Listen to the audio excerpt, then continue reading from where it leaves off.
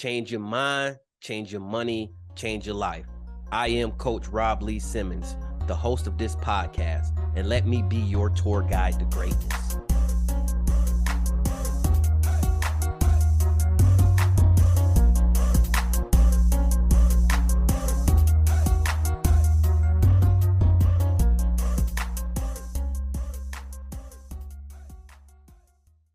If I was doing any better, I would be you. Welcome to the Greatness Academy podcast. I am here, man. And I spent all day with a great entrepreneur, great mentor, former service member, just all around, got it together. Mr. Jerome King Bill, how you doing, sir? Feel like a champ. Yeah. Yeah, it's been a good day, man. Great day. I really appreciate you coming down here. Yeah, for sure. Yeah, for sure. 6-hour drive just to see me. Yes, indeed. Worth every single second. Making me feel special. Every single second, man. So tell me a little bit about yourself and how you grew up to where you are today. Just give us some nuggets. Born in St. Louis, Missouri. We were in Missouri until I was about 5. Then my mom and dad moved to Denver, Colorado. My mom got into some trouble with the law. She went to prison. So I was set to live with my grandmother back in St. Louis while she did her time. She got out of prison, snatched me up. We moved to Austin, Texas. We were there for maybe 4 or 5 years, left there, moved to Columbia, South Carolina. I was in the 8th grade, moved to Columbia, South Carolina. We lived in the projects off of Percival Road. I'm smiling because memory is called Turnberry. And then we left my junior year, Richmond Northeast High School. My mom just popped up out the blue. Yeah. Snatched me up again. And we moved to Florida. And Florida was just the beginning of the ugliness. And what I mean by that, for a long time, my mother was a functional crack addict. Mm-hmm. That time in Florida represent her complete downfall, where crack addicts get to a point where all they want to do is get high. That's what Florida represented. I graduated high school, but came home one day, she was just gone. Her and my sister were gone. I stayed in the house until the lights went out first. Came home, then the water was off. Came home, then I couldn't get in. You notice on the door. So I ended up actually homeless twice because of my mother's drug addiction. Excuse me. And then I'm homeless to the Marine Corps. Yeah. And the Marine Corps for me was just perfect. There's no more perfect organization that I could have been recruited to. It was exactly what I needed at that moment in time in my life. My childhood was 100% unstructured. My mother allowed me to do anything. So 10th grade, I had girls staying the night sleeping with me. My mom, she didn't care. My mom introduced me to drugs, introduced me to alcohol, introduced me to fast money, introduced me to faster women. Yeah. So she played this role more of a cool friend than an actual mother. And I don't say that begrudgingly. She had me when she was 15 years old. So you got to understand, my mom was 30. Yeah. I was 15. Yeah. Had a gun. I was making money. I had a hustle. So I thought I was an adult, right, standing right next to my mom. And so my childhood, the best way to describe it is terrible. But so many things that I had a fake ID. My first fake ID, I think I was 15, 16. So I got introduced to clubs. I was sleeping with older women, almost twice my age, because I was living a fast life in the streets. So I was sleeping with older women, had a gun, had money, driving rental cars, no license. They would get the cars for me. Yeah. So it's just a lot of things that the streets introduced me to by the time I was 17. So I went from 100% unstructured, do whatever I want, to Marine Corps. In your face, you plan every minute of your day. You got goals, you got structure, you got responsibilities. You got other people depending on you. So it was a beautiful segue for me to get introduced into what I consider better than what I had. What do you think is probably the best takeaway in your 10-year career in the military? What do you think was the best takeaway to where you are now that attributes to who you are there? The Marine Corps is, I don't have any factual ratios, but when I was in the Marine Corps, it's 96% white. Yeah. Yeah. And what's beautiful about that, I never tasted racism when I was in the Marine Corps. I met some jacked up people, Yeah. but I would not be one to say they were racist. I just think they were dealing with whatever issues they were dealing with. And that ultimately led to them being not the nicest people to work with. But adaptability, you have to learn how to walk in the room and speak. Not agree with everyone, but speak. So what if everybody's white? Walk in the damn room and talk. I walk in the room, I shake hands with every man and woman in that room. I look every man and every woman in the face. Good afternoon, I'm Jerome Bell, or whatever rank I was. Right. Staff sergeant, sergeant, corporal. I'm Corporal Bell. How are you? Who are you? I learned to talk to everybody. White, Asian, Hispanic, it didn't matter. Adaptability. You do not know where the help is going to come from. You don't know if help is going to come from one person in the room, everybody in the room. But adaptability is the first word that comes to my mind. I learned ask for help. One of the reasons I ended up homeless, I was young. I don't blame myself, but I was young and I didn't want my mom to get in trouble. So it's not like her addiction was a secret, because there are two very specific places we live where my mom was like the neighborhood crackhead, which was, of course, some embarrassment that came from that. But the Marine Corps taught me to speak, whether that's asking for help or helping somebody else, whether that's saying something right, saying something wrong. The Marine Corps taught me speak and speak with integrity. So if somebody's listening to this, they're like, man, talking about his mom on drugs, that's You my speaking- childhood. yeah, you Like, just that's speaking my with mom. kids. You can't have her.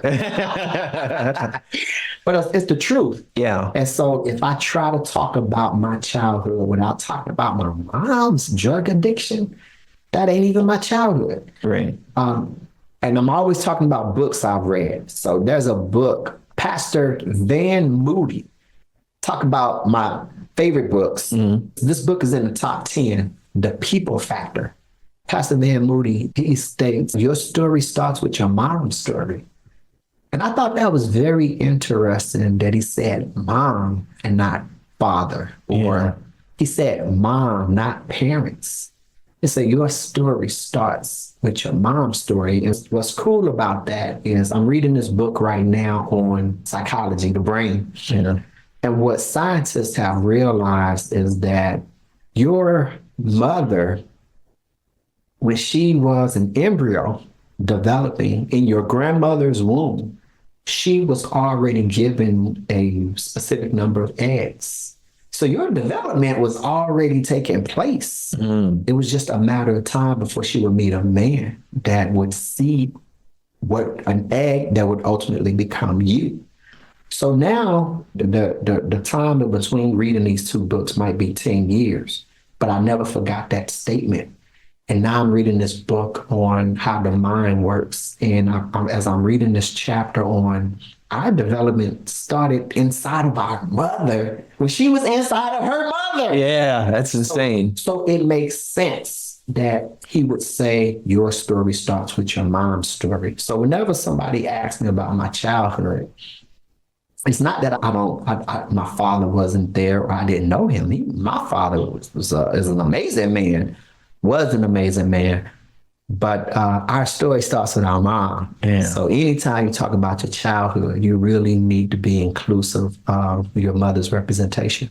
Yeah, and I know today you spoke a lot about homelessness and being destitute, but at your time of homelessness, what was the point where you thought to yourself, this ain't it for me? Two things: exposure.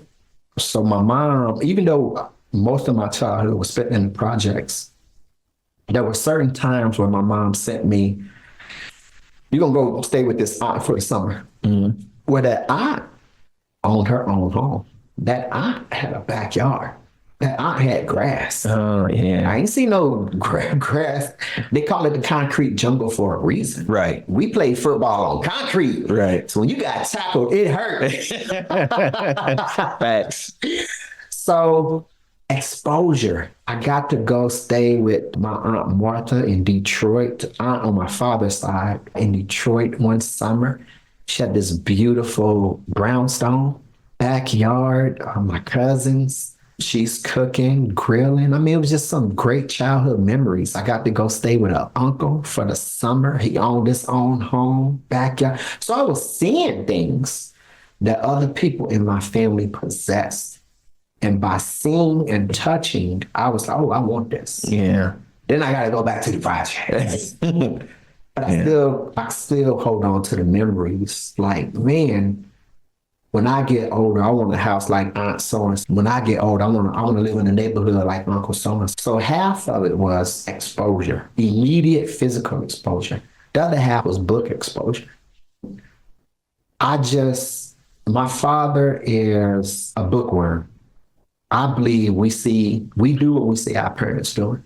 So I always saw my father reading, and I want to be like my dad. So my earliest memories, I was reading Garfield. Like any money I was given, I was using at 5, 6, 7, 8 years, I was using my money to buy Garfield books. Yeah, yeah. And then Garfield books turned into encyclopedia and turned into Iceberg Slim, which is what's funny about Iceberg Slim is my mother never gave me a book except once, and it was Iceberg Slim. How to Be a Pimp. I don't know the exact title, but I got introduced into basically street novels. So we got Iceberg Slim, you got Donald Gowan. Then I started reading, at a very young age, I started reading the Bible. And I was reading the Bible, 8 years old. I was reading the Bible. And an aunt came to visit my mom.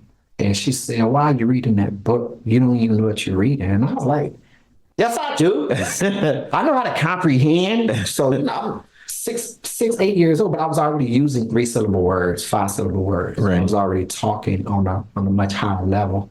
But she did not like the idea of seeing me read this Bible. So she left, came back with a children's version. She snatched the Bible from me. She said, boy, read this. That's on your level. And that was the first time where I realized, oh man, books coming. Even though I was reading Garfield, you got to understand, I've always read multiple books at the same time. So I was reading Garfield, I was reading Iceberg Slim, I was reading the Honorable Elijah Muhammad, I was reading the Bible. It was like this extensive variety. And then she gave me this children's book. But by the time she gave me this children's version of the Bible, I was like probably halfway through the Bible. So I felt shunned, like, okay, I'm young, I have all this knowledge, but I'm still a child. And so people are going to treat me like a child.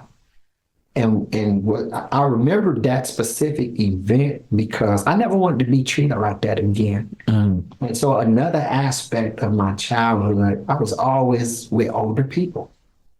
I spoke on such a higher level. Like I told you, when I was 15, I was sleeping with women who was 26, 27. Right. 17, sleeping with women 28, 29. So it's a huge gap in age, but I was giving them advice. Right, I was telling them, you got life insurance? I like the rims. I like insurance. Reading.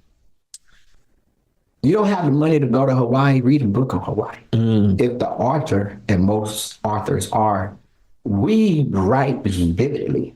So I could read a book on Hawaii and close my eyes. And even though I never saw the ocean, I could feel the ocean. I could smell the salt because of the words that's in this book.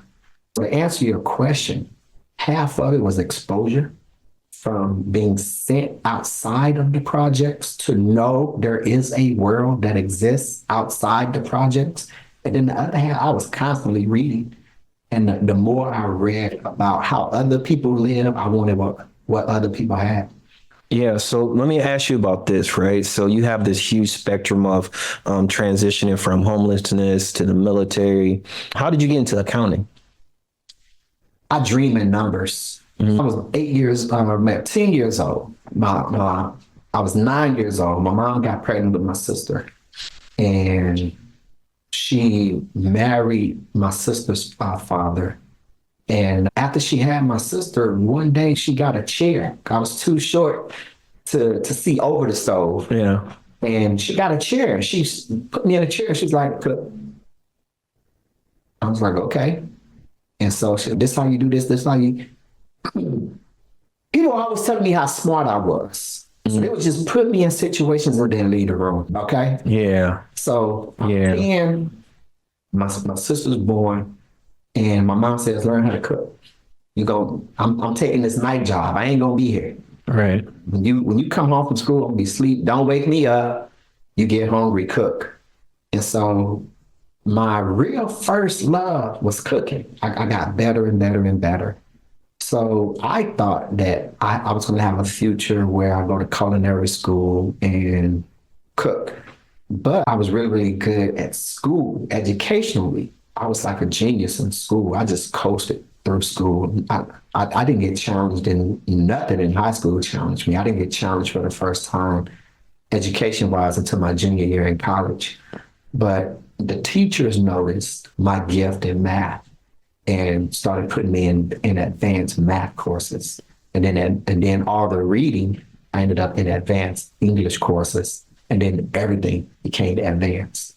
And so I took an accounting course, 9th or 10th grade in high school. It just aced it. I just killed it. And all these kids were crying that this class was going to be so difficult.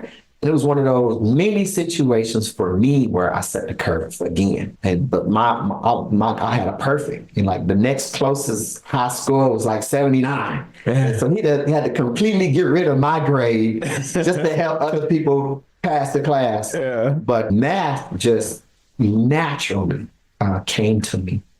And the only reason why I didn't go to culinary school, because by the time I got to college, I was 21. I had 4 kids from 3 different women. And when I looked at culinary path, accounting paid faster. Yeah. Had kids to feed. Yeah. You start doing the math, and the math made sense. Right.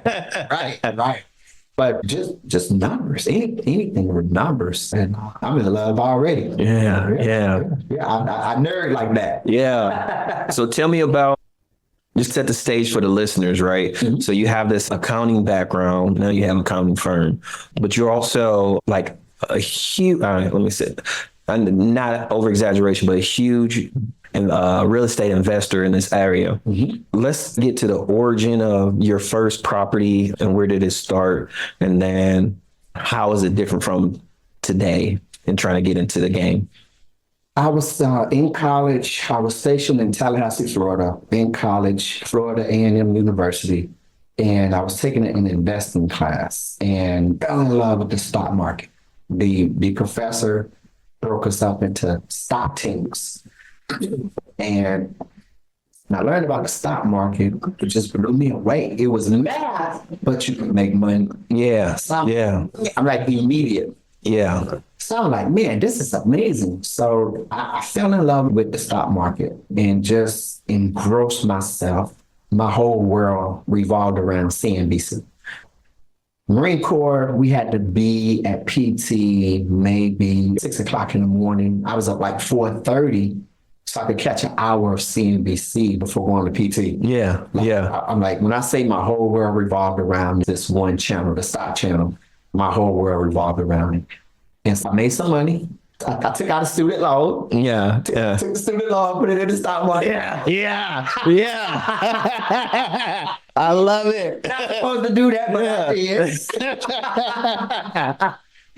said, I'm about to boss up Yeah. Yeah. on student loans, make a few $100,000, pay them back. And I had the whole thing planned out in my head. Yeah. I ain't make that much.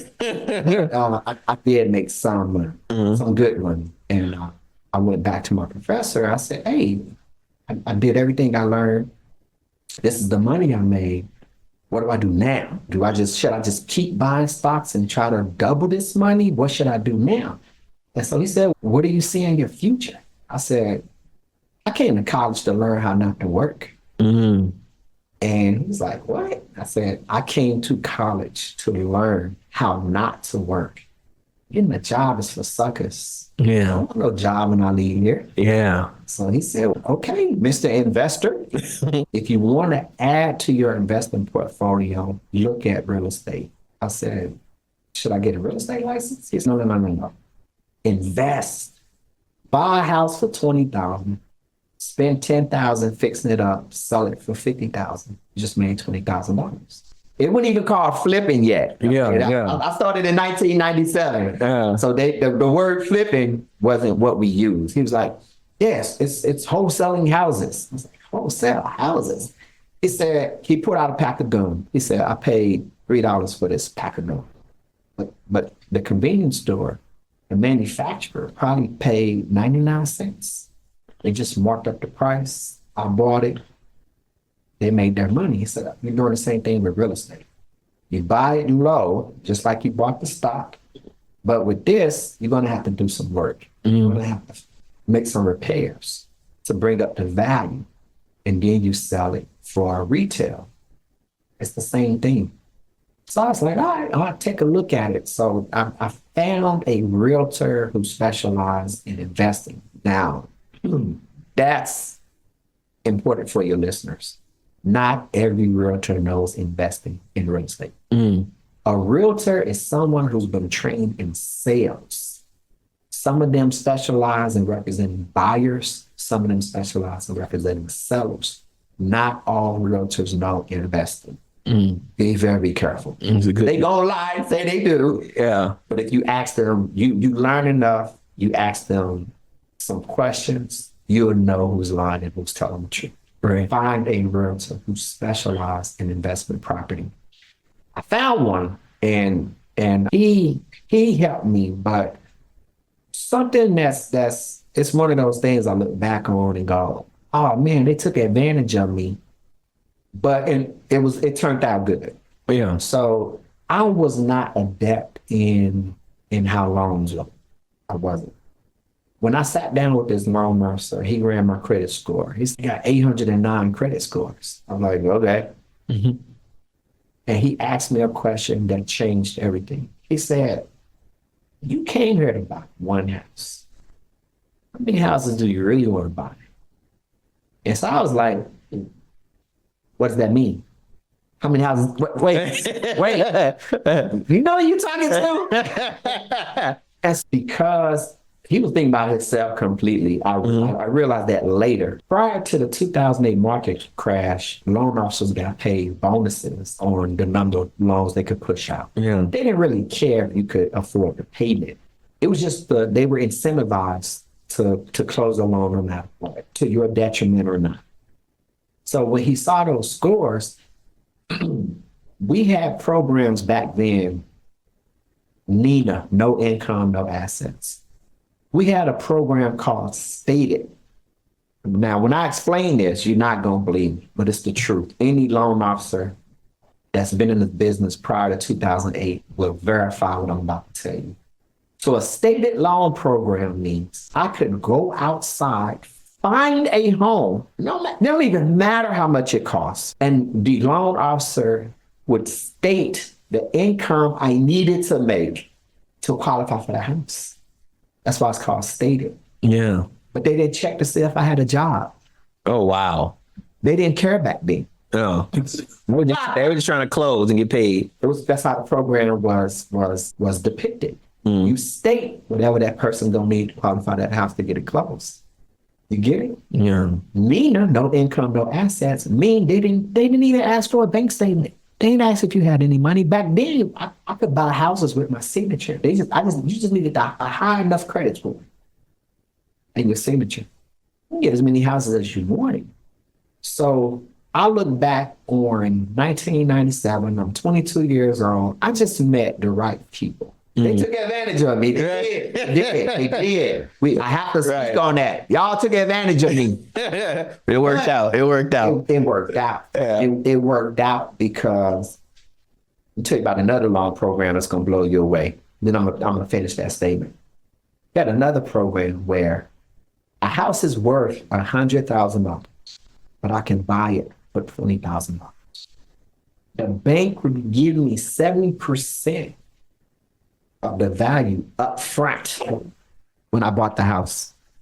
So it's worth 100. I can get 70,000. It's 20,000. So at closing, I would walk away from the table with 50 G's. That's insane. It's beautiful.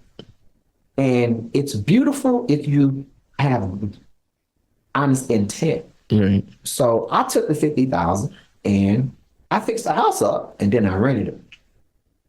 I believe part of the 2008 market crash is you had 1 million people who took the money and then walked away. Yeah. They never fixed the house. They never even made a payment on the house.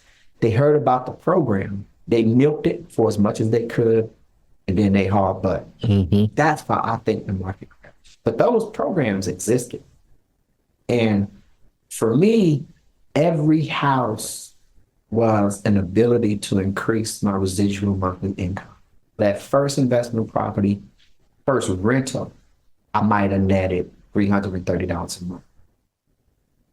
The next one, $200. The next one, $90, but $90 because I walked away with 50 grand at the closing table. And it was just consistency. And one day I realized, man, the Marine Corps is paying me $4,800 a month. 5 more houses, I'll be at like 8 grand a month. I can get out the Marine Corps. And so it became, let me replace my salary with investment income. And then I don't have the stress of having to work. Right. I can sit back and work when I feel like it. I could sit back and start looking at other things I want to do with my time. 15 years of rental property accumulation. I moved over to flipping homes. And that was exciting for me because I was a much smarter real estate investor by the time I started flipping houses. I can honestly say the first maybe 5 to 6 years of buying houses, I had no idea what I was doing. I was just telling myself, do it anyway. Yeah. You'll figure it out later. And the numbers made sense. I was making money, but I still was missing something. So I say that to say, as long as it cash flows, keep moving, keep moving. Accumulation is the key. And it's accumulation over a long period of time. So in 15 years, at the end of 15 years, my residual income was somewhere around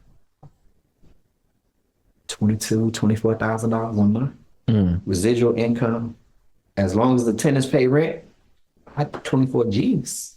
For me, I'm not talking about I still got to make a mortgage payment. No. Right.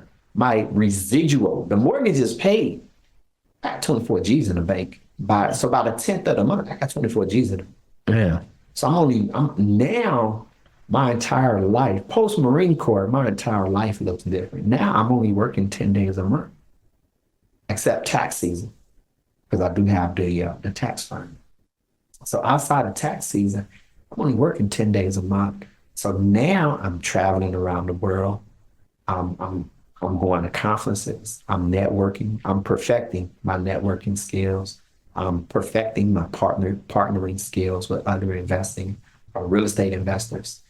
And it's a process. A real estate investment is not overnight success. I don't care what reality TV show you watch. None of that crap is real. This is a game of consistency at the end of the day. Yeah, big deal. So tell me, and I know they probably want this is I love this is for context.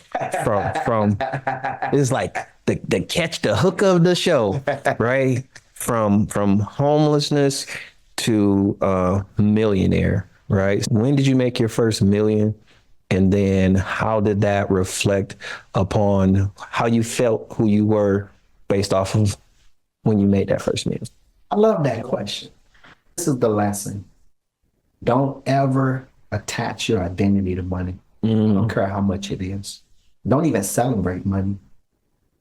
Celebrate the journey that led you to it. And I keep my focus, I keep my celebration on the journey.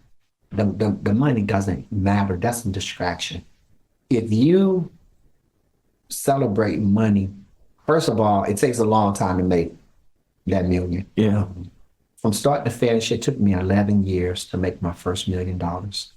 A lot of mistakes, a lot of education, a lot of failure. If you focus on the journey, it can be a smooth ride. Even when it's bumpy, it's a smooth ride. But if you start looking at the money, that's where the stress comes in. That's where the anxiety attacks come in. Okay. Yeah. Because it takes a long time to make it, but then it leaves really, really fast. So if your focus is on the money now, when it's leaving, you're going into depression because you're like, man, it took so long to make it. What nobody told me when I became a millionaire, my bills were going to get bigger. Yeah. So you think, man, when I make $1 million, I'm going to do it. Your light bill ain't the same. Yeah. I done changed addresses. That light bill guy, another digit in it. Sometimes that light bill got a comma in it. And I look at it and I go, man, everything costs more, but you get spoiled. And I spoil, and I'm happy that I'm able to spoil myself. I deserve it. Yeah. But what I like to say is when I was working at Long John Silver, my boy Chris, we would get paid. We go get a room and live. Thought we was on top of the world. Yeah. $99, Be no problem, baby. $29.99. We had our 40 ounces. Cashed our check. Had our pocket full of money. You couldn't tell us nothing. Now I'm staying at the Ritz Carlton. Yeah. A little bit different. It's a little different. A little different. Yeah. And so that hotel bill looked different. Yeah. It looks a whole lot different. And we got to take time to celebrate the journey, Robert, not the money. Yeah. I can honestly say, and I learned that from all the reading men and women who've been there way before me, who've written autobiographies and biographies.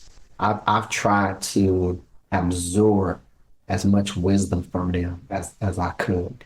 And there was two things that are repetitive, no matter the race, no matter the gender. People said two things. One, I wish I would have invested in real estate sooner. They all said that. I wish I would have invested in real estate sooner. That's number one. And number two, I wish I didn't focus on money so much, but instead the journey. So those not even my words. I'm just trying to live off the wisdom of those who came before me. Right. No, that's good. As a real estate investor, you added another slash in there. So slash real estate developer, right? On this most recent project, we're not going forward. We here in the project. Yeah. Tell me, how did that pan out? When did the vision first start? And tell me about the development of the project. I was sitting in my office on Rayford Road, and a host, Joe Fogg, came to my office and he said, what if I showed you a deal you can make millions, but I want $64,000. It was something like that. Maybe 50,000. But I said, I can make millions. He said, you can make millions, but I want this wholesale fee. So I said, of course, man. Where is it? So he gave me the information. I said, give me 4 hours. So he gave me the information. Usually, I don't leave my office when I look at a deal. I just go to Google Maps. You can see anything on Google Maps. And then there's 3 other websites I use. Usually, between Google Maps and the other 3 websites, within 2 to 3 hours, I'll know yes or no if I want a house for a project. He said millions. Yeah. Ran to my truck. Let me go see. My truck. I have to see with my own. I got to touch this one. So Adams Street was the second highest crime neighborhood in all of Fayetteville, North Carolina, right? So I come on Adams Street and see the drug boys. I see the meth heads. I see the prostitutes. It's 2:00 in the afternoon. They walking back and forth on the street, breasts out, thong, high heels, like they chasing cars. It was crazy. I'm like, man, where did I go? Is this down Fayetteville? I didn't even know about Adams Street until Joe walked in with this deal. But I pulled over. I'm from the projects, so it didn't scare me. It was home. Yeah. There was a relevance to it where I was like, oh, okay, I know where I'm at. So I got out the truck. I wasn't scared at all. I got out the truck. I looked at everything and I said, I'm going to build my apartments here. Just like that. In my mind, I flattened everything. And then I saw my apartments rise out of the ground. And I said, this is it. This is it. I went back to my office. I called Joe. I said, hey, come get your money. I'm going to give you a deposit. You can get the rest whenever I close. I explained everything to him. The city has to approve this. The city don't approve this. But there's no deal. But I will give you this much money. Give me time to work the politics and go through the permitting process. And as soon as I get an approval of the permit, which took a year, but I'll give you the rest of the money. So I saw the vision as soon as I got over here. There's a book by Stephen Oates, Let the Trumpet Sound. I cried like a baby at the end of the book. It's a biography on Dr. Martin Luther King Jr. We know how his story ends. Yeah. I'm still crying. The book is so well written. I a very emotional moment when I finished that book. But Let the Trumpet Sound by Stephen Oates. There's a chapter in there where, and I apologize, let me back up. Stephen Oates is a life photographer. So he was assigned to Dr. King to follow him around. And so he got to experience some intimate moments with Dr. King leading up to his death. He has a chapter in the book where he says, whenever Dr. King went into a city to give a speech, he'd arrive 2 days early.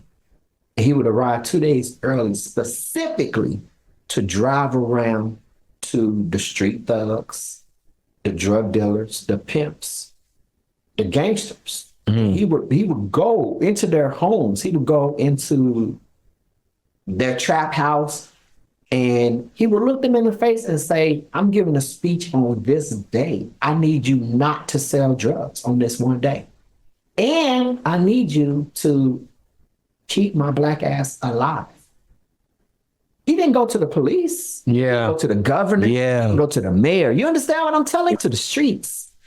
I thought that was amazing and humbling for a man of his stature to go to people classified the lowest element on the totem pole, right, in our society. Pimps, drug dealers, gangsters, and ask them for their help. But when I read that chapter, there was something, that voice inside my head said, remember this. Remember this chapter right here. I didn't know why, but that foresight, that voice in our conscience, it said, you better remember this one. Yeah. And so back to Averett Street apartments. I put on a nice suit. I put together this flyer. I went door to door to every person who lived on Averett Street to introduce myself. I wanted to shake their hand, let them know who I am, sit on the couch and talk to them. I say the drug house for last. Yeah, yeah, yeah, yeah, yeah, yeah. I worked politics. I worked the neighborhood. I smiled. I shook hands. My name's Jerome Bell. This is what I want to do. Mr. Bell, if you buy this neighborhood, you gonna tear everything down? Yes. Absolutely. I have However, to. yeah. I have to. But what I'm gonna give you back is so much better than how you live today. I didn't lie about anything. I told everybody the truth. And I said, it's gonna take some time. Please, I'm not gonna buy this and you gotta leave next week. We're talking at least a year. So it was like, oh, okay. I said, I'm gonna keep you posted. I'm even give you some money when you leave to help with the transition. Talk to everybody, right? I was walking toward the drug house, and they were watching me. Trust me. Yeah. They was watching me very closely.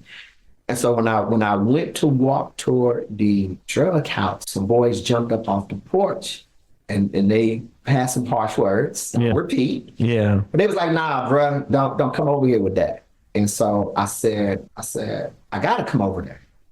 I said, whoever y'all work for, my name is Jerome N. I'm getting ready to buy the whole neighborhood.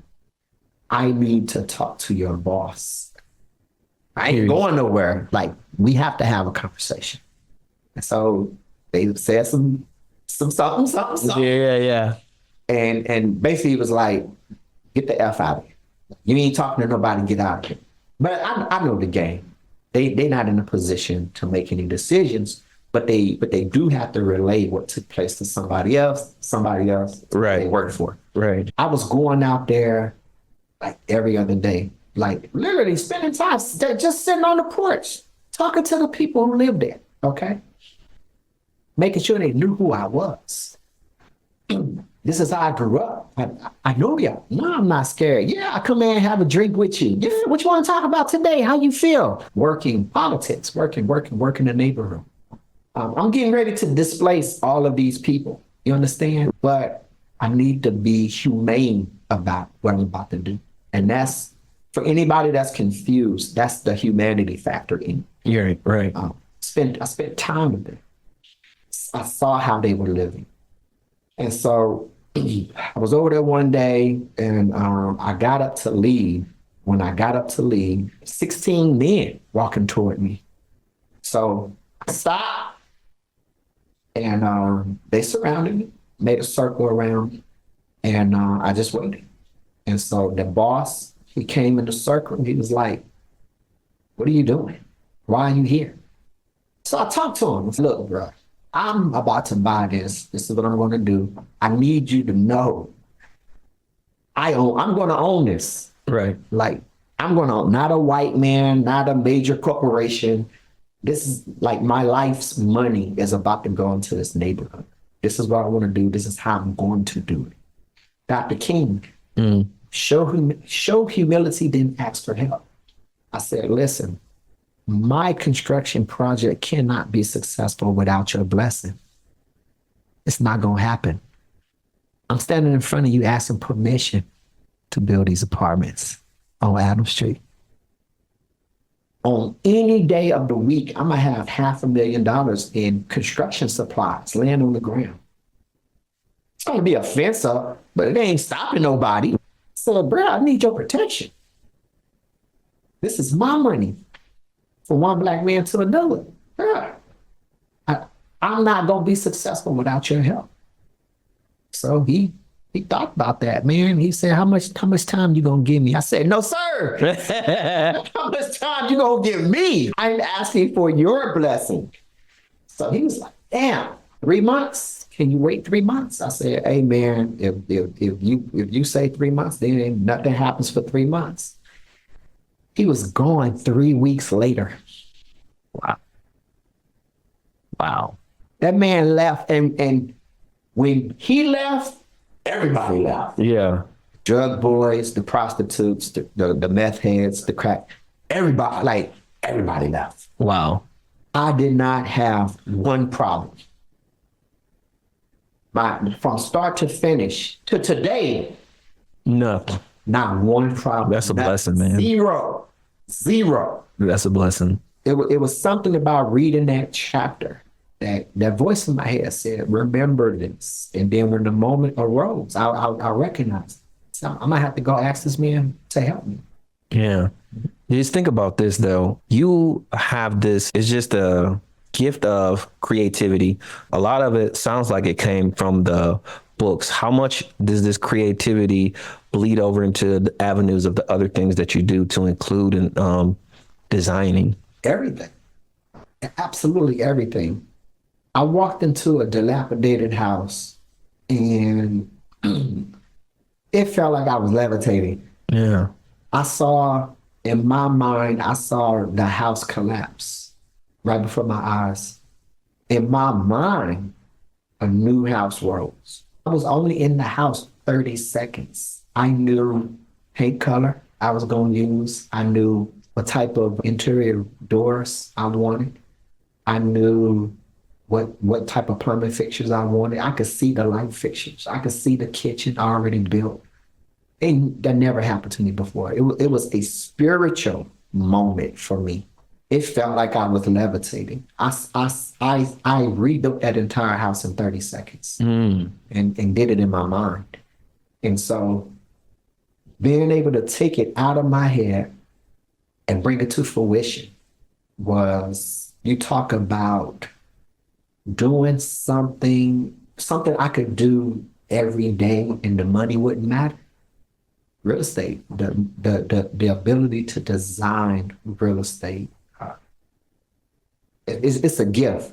There are contractors I've been working with 15, 16 years. They're still in awe when they work with me. They still ask me, how do you do this? Nobody is doing this. How then they just turn around and walk off. Like, Yeah. Like, you didn't give me the answer I needed. But it's a need. It can't be something I learned because I didn't even try to go learn design. It's just something inside of me that it's a spiritual essential experience that once I have the ability to rehab a house, I take it serious. And I really try to give people something they never seen before. That's the important. I'm not scared of playing with colors. I'm not scared of doing something nobody else is doing. All of my rental properties have a bar. I drink. I like to drink. And I was sitting back thinking, what's going to be my R factor? What's going to separate my product from yours? Right? I'm going to do a bar. And I do it in a way so that if you walked into the house and said, I don't drink, it's still not bar specific that you need. Yeah. You could still do water or wine or soda. I don't go overboard. I'm not forcing you to use that wall for liquor, but you can see that, oh, I have this space. No other house has this right here. I specifically said rental property because one of the things that was taught when I was going through training 2 decades ago, but it's still being taught that I do not like. A lot of investors make a distinction with how much money they spend on a flip versus a rental property. You're wrong.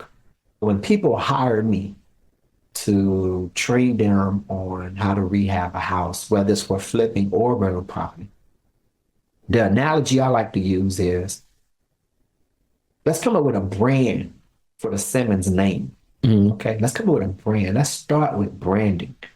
What do you want people to see when they walk in your home? If your brand is Kia, that's fine. We're going to make sure you maintain a Kia budget until, if you decide 4 years from now, 5 years from now, all right, I'm done with the Kia brand. I want to move up to Lexus. We can move up. But I think you need to think about your real estate as a representation of extension of who you are. this is going to be a King Bell product. Yeah. I needed to say King Bell when you walk through the front door. Yeah. I needed to say that. And because I needed to say that, it's going to have luxury vinyl tile. It's going to have ceramic tile from the edge of the tub to the ceiling. I'm not going to stop halfway to save money. I hate when I see that stupid stuff. You're going to have top of the line cabinetry, top of the line light fixture. That it's a statement, but it's a brand because it's an extension of who I am as a person. You're going to know my signature when you look at my houses. If you see 1, 2, 3, 4, 5 of my properties, you walk out, you'll be able to walk in the house and go, Mr. Bell didn't do this one. Yeah. He did not do this one. Yeah. And then you walk into another and go, okay, this is right. And that's what my quote unquote following. That's what they tell me all the time. I want to move from your house, but every time I go look at other rental property, Yeah. it don't got that same feel. Yeah. That King Bell, it ain't there. I got to renew my lease. It's just a different tier, right? Big time. But I think that if you look at investing in real estate from a branding standpoint, what do you want your name to say? People will take it more seriously. And they'll stop trying to distinguish, well, I'm going to spend $40,000 because it's going to be a rental. I'm going to spend $80,000 because it's a flip. No, spend 80 on the rental and 80 on the flip. Yeah, that's really good. Hey, talk about creativity. I think for me, it would just be dumb to ask you, why do you like to read books so much?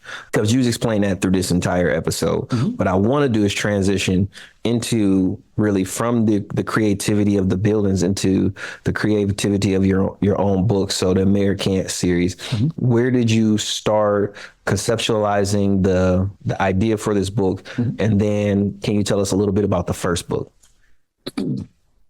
I never woke up and said, I want to write a book. Never did that. I have written probably 17 books, unpublished. So I probably got another 15 to come. Yeah. So far, I'm still on that.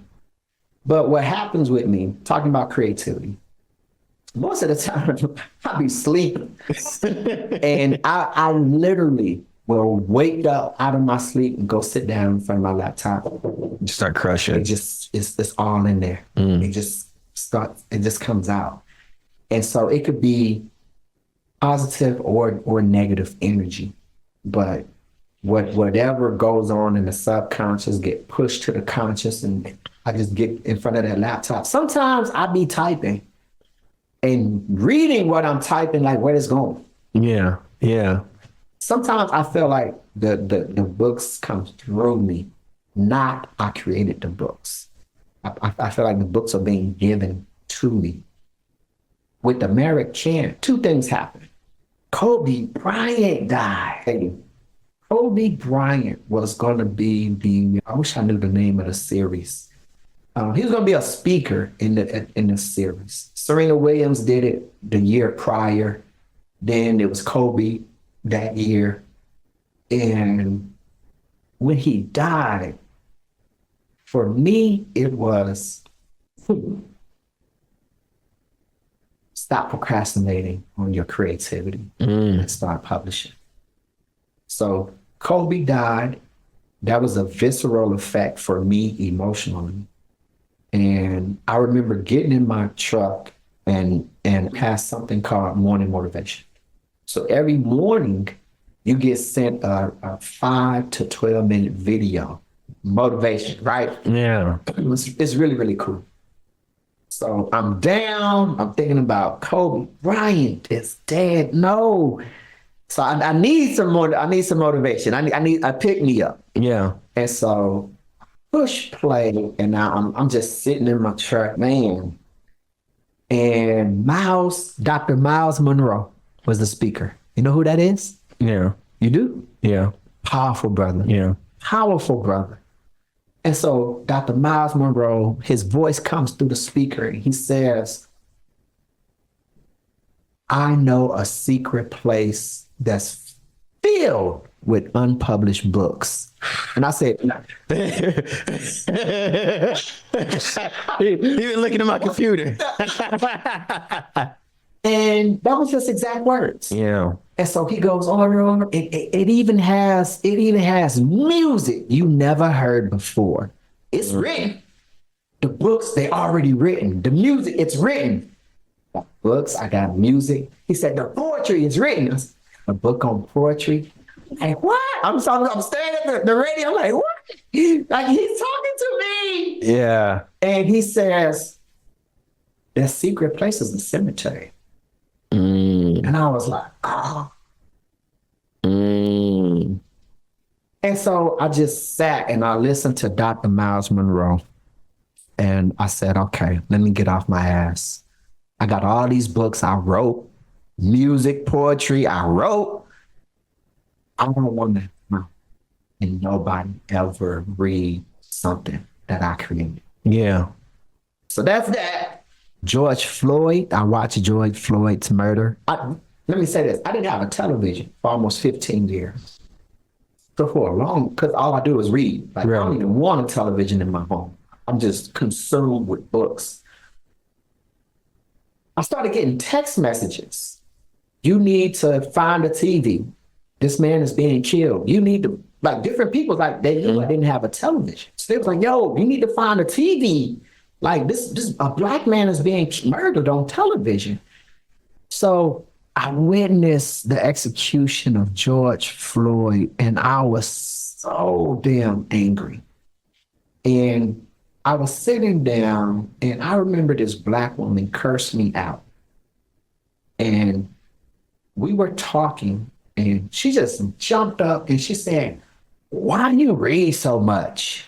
Like in just this real ugly, nasty, demeaning manner. Yeah. And the question confused me, really. And I don't even remember how I responded, but for some reason I heard her voice. Why do you read so much? So I'm angry.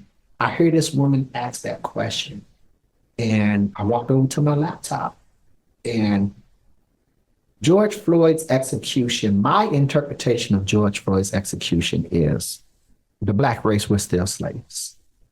We are not American. I served 10 years in Marine Corps. I'm a student of American history. I'm telling you right now, actions speak louder than words. For sure. You can tell me whatever you want. Black people killing black people. White people killing black people. Everybody's killing black people. But you got to ask a question. Why is it so easy to kill us? If we are Americans and we have rights, shouldn't we be treated like Americans with rights? It's easy to kill something that you think is a thug. Mm-hmm. It's easy to kill something that you think is a monster. Mm-hmm. The Clintons called us super thugs. So when you give all these adjectives to a human being in a demeaning manner just because we're born black, it makes it much easier to extinguish us. Yeah. You understand? Yeah. So in trying to make sense of observing my race being extinguished, we get the worst medical treatment in this country. We get the worst housing. We get the worst interest rates whenever we take out a loan. We get the worst education. We get the worst everything. Yeah, pretty much. But so how are we American? And why are we being treated differently just because of the color of our skin? So I thought about all the books on slavery that I've read, books on American history, and I said, how do I vent my frustration with this execution of a black man that I just witnessed? How do I share what America has done to us in slavery, but at the same time do it in a manner that you don't put the book down? Oh, yeah. How do I do that? Yeah. And so I came up with American, the Corporate Plantation, my depiction of what it means to be black in a country that has no respect for black anything. Yeah, that's this one for everybody watching. And so I did it in an entertaining manner. And what I mean by that, and I believe you can be angry, but not write an angry book. Mm-hmm. You can be Black, but not write a Black book. And what I mean by that is, yeah, all the characters are Black, but it's still a human story. Mm. We still deserve empathy, no matter what color you are when you read the book. For sure. And so what I do on the cover of book one, American to Corporate Plantation, you see a quote.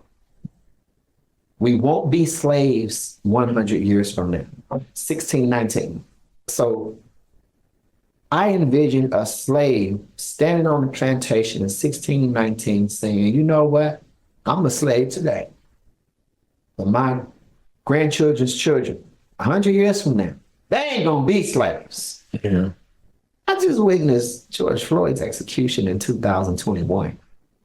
So on the other side of the cover, Yeah. you have in 100 years, we won't be slaves, 2021. Wow. So I'm letting you know on the cover that nothing's changed. Yeah. I call America the great illusionist. So just because we're not walking outside picking cotton doesn't mean we're not slaves. I talk about literally every aspect of being Black that I could possibly think of and put it all in one book. But book one is more anger toward a white patriarchy, anger toward white legislation that still stymies Black development, Black growth in any aspect. And I juxtapose slavery yesterday to slavery today. So you'll read about how we were treated as slaves yesterday. Then you'll read on what it's like to be on the corporate plantation today. Mm-hmm. And then I crack a joke. So my point is, and people who've read the book have confirmed this. They're like, it's almost like you timed it. So I'm reading about slavery. I feel myself getting angry. Mm-hmm. And then you crack a joke. It's like you let me off. Yeah, yeah. You helped me. Yeah. You took my mind somewhere else. Or I talk about slavery yesterday, talk about slavery today, and then they have sex. Yeah. You get it? Yeah. But I'm forcing the reader to look at America, look at their work environment, and keeping the conversation on the effects of slavery. They persist. So the powerful thing about the book I'm reading, post-traumatic stress, it is medically proven. Post-traumatic stress affects 3 generations. Mm. So the person who went through the PTSD, right? The traumatic event, and then their offspring, and then their offspring. Mm. So you in the military, you deployed to Afghanistan, you have this traumatic experience. Then you come home, you make love to your wife, y'all conceive a child. You just bequeath that PTSD. It's in your sperm. They just medically prove this. This is the book I'm reading. So it is a fact that unborn child, when that child is born, that's going to suffer the same symptoms you suffer. Same PTSD. Even though the child never went to Afghanistan, right, never held a weapon, never been placed in that environment.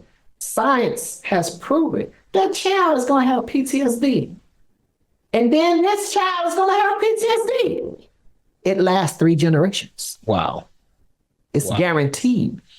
And so there's a book, Post-Traumatic Slave Syndrome. And I apologize for not knowing the author's name off the top of my head. I think it's Joy the Diary, I think. But anyway, Post-Traumatic Slave Syndrome. Very beautiful, highly intelligent Black woman wrote this book. She's saying the same thing. Yeah. We are still suffering from the trauma of our ancestors. And just like they were ignored when they pleaded for help, they're still being ignored today. Won't you shut up? Why are you talking about slavery, Robert? We ain't slaves no more. Man, that's old. Shut up and dribble. Yeah. Shut up and run the ball. Yeah. Shut up and play tennis. Shut up and dance. Shut up and rap. Yeah, shut up. Yeah. But every year, America celebrates the 4th of July. Why? You understand? Yeah. What's the difference? Yeah. It was a fight for freedom. Every year, Jews, they want to talk about the Holocaust. They want to keep their stories alive. Every year, a new movie comes out about a Jew that experienced the Holocaust. Every year. Yeah. To this day. To this day. But we are continuing to shut up. And so I believe we have to keep the conversation alive until we ultimately get the healing we need as a race, but also the empathy that okay, America, you're not going to give us reparations. Okay, I get it. Give us empathy. Yeah. Or what about empathy? We've never even gotten empathy. If you think about, there's so many different Black organizations I could talk about, but the first one that comes to mind is Black Panthers. Black Panthers never committed a crime. They never committed a documented crime. Not one. Not one. Not one. But why did Black Panthers exist? White cops were coming into Black ghettos. They were raping and robbing everything that moved, raping and robbing, raping and robbing. So the first gangs that came together in Compton, Oakland, California, were to protect Black citizens from white cops. But that's not the version of the story that we hear. You understand? That's not the version that we hear. And so how do we give our interpretation of truth, Black truth, that's been unsaid? That's the American series. Book 1 is my middle finger to white everything. Like literally white everything. Book 2 is my middle finger to Black everything.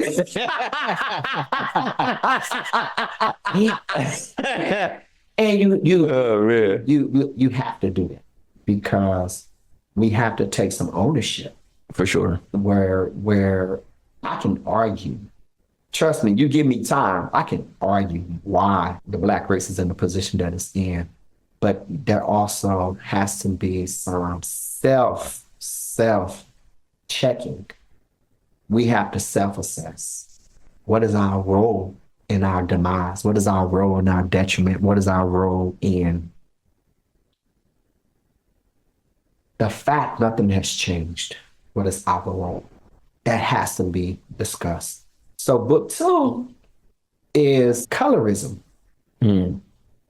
We don't talk enough as a race about the effect. I've been discriminated against by more Black people than any other race ever. I agree. We mistreat each other horribly. And so if I'm going to be honest about what it means to be Black in America, you got to dedicate a book to colorism. You have to. Right. Black on Black hatred is real. And there's a solution for that. But book 3 is reconciliation and rape. Let me repeat that. Book 3, the final book in the series, is reconciliation and rape. So what does that mean? I started out reading all of these books on Black leaders, civil rights leaders, slavery. There's some anger that comes from that, right? What do you do with that anger? Then you start looking at your own people. And the readings of the Honorable Elijah Muhammad, his books are the first pro-Black positive books I ever read. So here's a Black man that's talking positivity from a perspective I never even thought of. So my introduction to Islam helped me see things in a different light.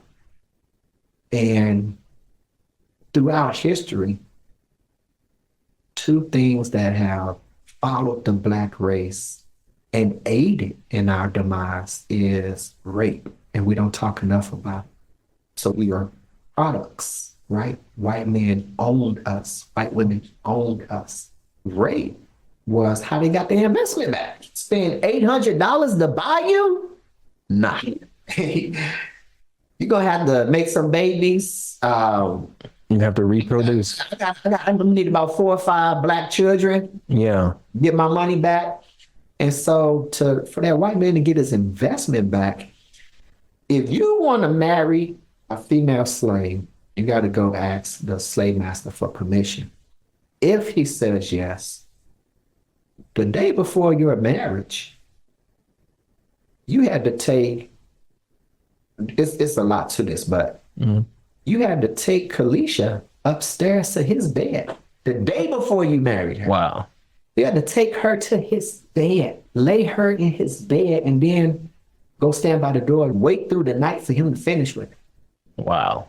When he was done with her, and you have to listen to all of this, then he said, go ahead, boy, go get married. But that first baby mine. And he gonna let you know. Wow. That first baby mine. Because every black woman, no matter what male relationship they tried to establish, every black woman had to give the first baby. They had to spread their legs, but that first baby was a slave master. When you were post-traumatic stress, when you're in this environment where you're always on edge, you have no control of your own body or what's going to happen to it, that stress gets passed down. Yeah. To your offspring. Yeah. Your offspring, right? We're talking about a period of 500 years. So offspring, the offspring, the offspring, the offspring. At some point, that offspring starts raping their own race. You get it? Yeah. So rape has played an integral role in Black life, and we don't talk about it. So in book 3, the main character has to find a way to reconcile his hatred with white people, reconcile his hatred with Black people, reconcile his hatred for himself. And part of that is recognizing the role rape played in all of us. So there are 2 lines I'm gonna share with you in book 3.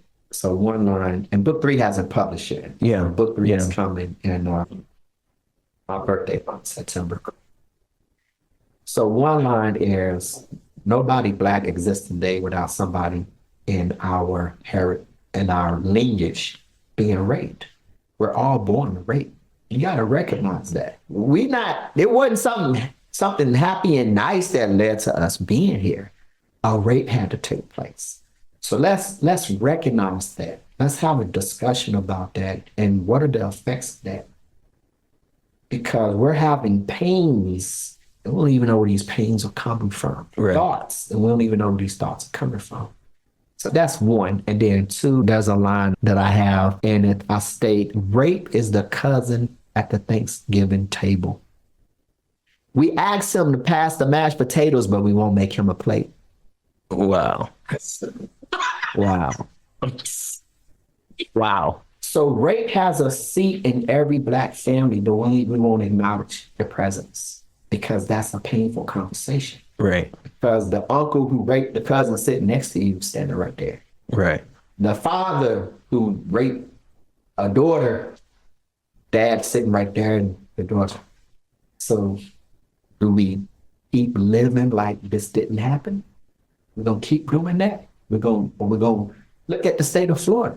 Any book with the word slavery has been banned, removed. That's insane.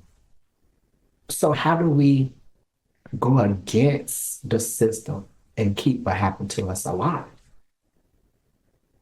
I feel like that's an obligation I placed on my shoulder. Yeah, I think it's imperative that it be documented regardless. And in a fictional and non-fictional manner.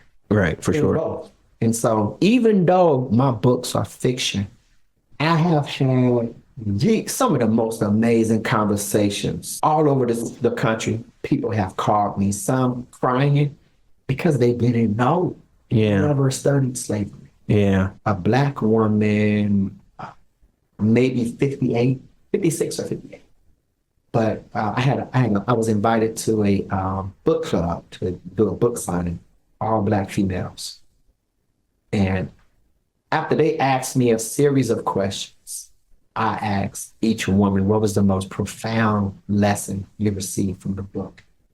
And book one. And this Black woman, she jumped up, she screamed, my last name is an invoice. And then she started crying. People don't realize our last name is not our last name. Yeah. It's not our last name. Yeah. The last name we got is the last name of the invoice where one white man sold us to a white man. And so your last name changed every time you got sold.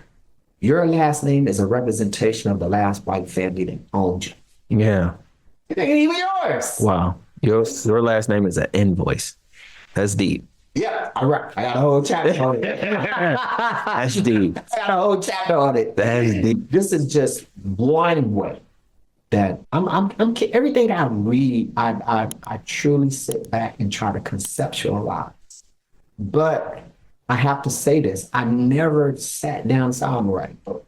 I got pulled. It's, again, something spiritual. I got pulled. And that spiritual entity grabbed me and said, get in front of the computer. And write this. And I just think, going back to your question about creativity, all the years of reading and living. Yeah. And coming up with these questions and then planting them in the subconscious. Let me figure this one out. Yeah. And trying to figure out our standing as a race in America today. I give you the American series. Yeah. And it's American. America cannot love Black people. It's America if you're not Black, but if you have any possession of color, it's American. American. Faye, so where can they buy or purchase the books? All of the books on Amazon. And again, American is going to have 3 books. So I got one more to publish, which I'm planning to release. My birthday's September 8th. So I'm planning to release book 3 in September. And then I got so many other books, but my goal moving forward, my goal is to publish 4 books a year and until I run out. Yeah. That's my goal. Yeah. Hey, I want to thank you so much for being on the show. Thank you for letting me drive down. We got to do this again. Next time I'll be mic'd up for the whole day and not cutting it off. Yeah. I truly appreciate it, man. And so what we say is change your mind, change your money, change your life. And thank you for doing that for our guest today. It was an honor being here. Thank you. I appreciate it. We are over and out. Thank you for joining the podcast. And remember, change your mind, change your money, change your life. We out.